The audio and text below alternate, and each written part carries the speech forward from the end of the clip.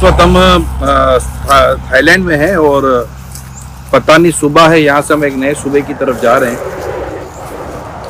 और यहाँ पर जो आपको जो दिखाना है, दरख्त से जो रबर निकलता है वो आपको हम दिखाना चाहते हैं। फिर इसकी यहाँ एक बड़ी मुनफरीद और अनोखी स्टोरी है, वो भी मैं आपको बता रहा हूँ। अब देखिए ये दरख्त है, ये इसको रबर का दरख्त कहते हैं। यहाँ इससे रबर प्रोड्यूस होता है, जिससे हम रबर बैंड यूज़ करते हैं। बहुत सारी रबर की चीज़ें होती हैं।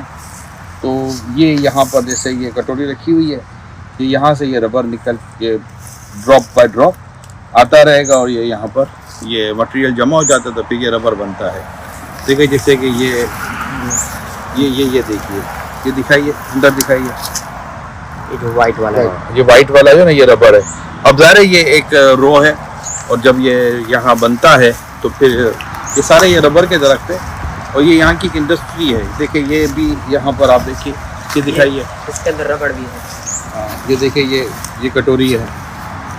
तो ये पूरा एक सिस्टम है। हो सकता है कि हमारे देखने वालों के लिए बिल्कुल एक नई चीज़ हो। ये भी आप देख सकते हैं, ये तमाम तकरीबन दरख्तों के साथ देखिए, इसको यहाँ से यहाँ काटा है, तब यहाँ से पूरा ये अंदर से जो रबर का सिस्टम है वो बाहर आकर ये यहाँ निकलता है। ये देखिए ये रबर है, ये देखो ये खींचा जा रहा है। ये देखिए ये निकल रहा है। अच्छा, अब स्टोरी क्या है ये आपको बताता हूँ। ये मैंने यहाँ से चंद लोगों से तस्दीक भी की है।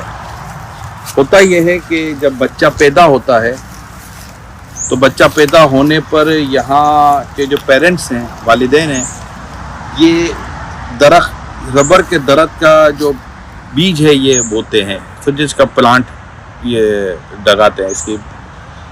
अच्छा, अब जैसे जैसे बच्चा पैदा हो रहा होता है तो ये 7 साल का जब बच्चा होता है तो ये जो दरख्त है, ये प्लांट है, ये 7 साल में एक अच्छी खासी इसकी एज हो जाती है और ये किसी न किसी पोजीशन में आना शुरू हो जाता है।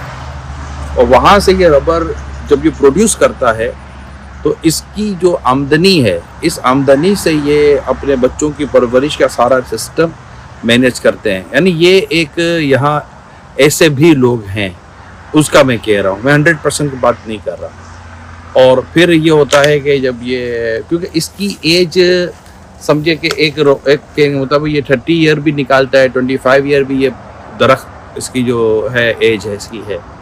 मगर इसका वो क्या करते हैं, जब 19-20 साल का जब लड़का हो जाता है तो अब उसकी शादी करनी होती है। जब शादी करनी होती है ना, तो जो दरख्त उन्होंने इसके लिए जो बोया था, उसी दरख्त को फिर ये इसकी शादी के लिए ये काट देते हैं बिफोर द टाइम, बाद का वक्त से पहले इसको काट देते हैं और इसकी जो लकड़ी है इसको बेचते हैं।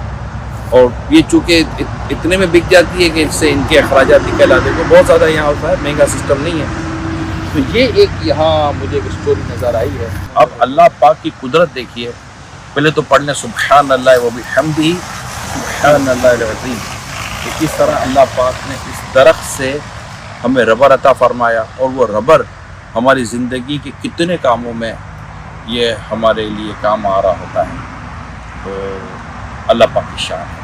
और लोगों ने यहाँ एक सेल्फ सस्टेन सिस्टम इस्टेब्लिश किया हुआ 3 स्केल ऑफ कि बच्चों की पैदाइश, इसकी परवरिश और फाइनली उसकी तालीम, तरबियत और मेरिट, इसकी शादी तक का ये पूरा एक सिस्टम बनाया हुआ है।